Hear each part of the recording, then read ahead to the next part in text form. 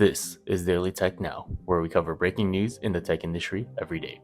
In today's news, Slack is set to integrate ChatGPT into its services.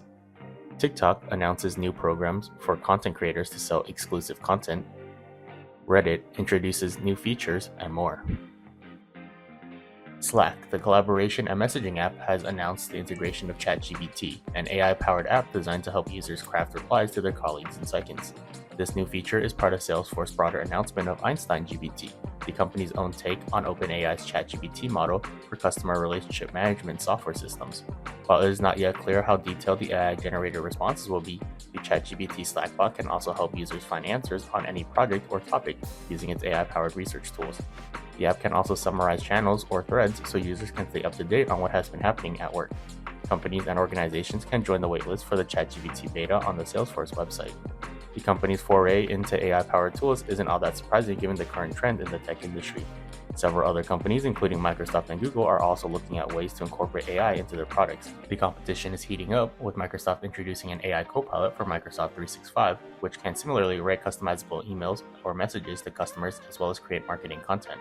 Google has also integrated AI tools into its productivity apps, including Meets and Spaces. TikTok, the popular video sharing app, has announced a new program called Series that allows creators to create and sell exclusive content on the platform. With Series, content creators can create collections of up to 80 videos that are available for purchase by users. Each video can be up to 20 minutes long, much longer than the typical bite-sized TikTok videos. Creators will be able to set their rates from $1 to $190, and fans can buy access to these collections using direct in-video links or from the creator's profile page. This paywall monetization model is similar to other creator platforms like Patreon or OnlyFans, but content guidelines on TikTok will remain the same. At launch, TikTok will let creators keep all of their revenue minus processing and app store fees, which likely means losing more than a 30% cut. The company has gradually increased the maximum video lengths of 10 minutes and now will be doubling for premium content. TikTok has rolled out the revamped creator fund called the Creativity Program that only rewards videos longer than a minute, incentivizing creators to create longer content.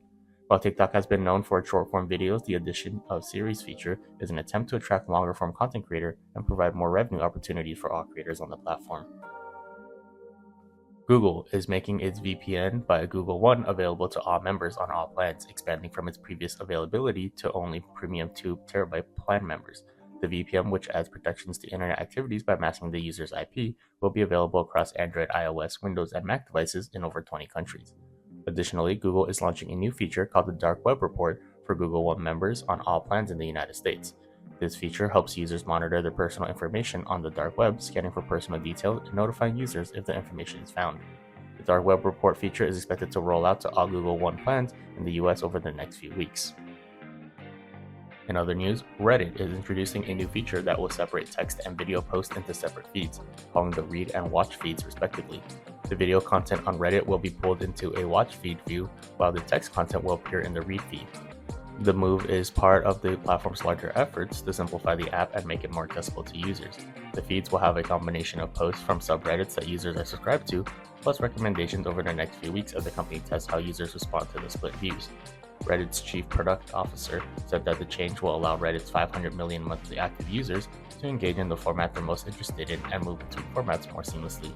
The company will also experiment with features like video reactions in the future.